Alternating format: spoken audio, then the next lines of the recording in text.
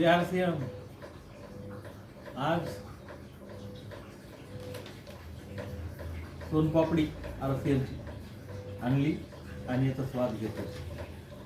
इतकी सुंदर आहे आणि खाताना तुकडे पडत नाही, ठेसूळ नाही, अंगावर पडत नाही, पाहिजे तेवढी तोडून खाता येते आपल्याला. हे घ्या, तुमच्या समोरच खातोय आणि स्वाद घरातल्या सगळ्यांना आवडतो. खरंच खूप बेस्ट आहे.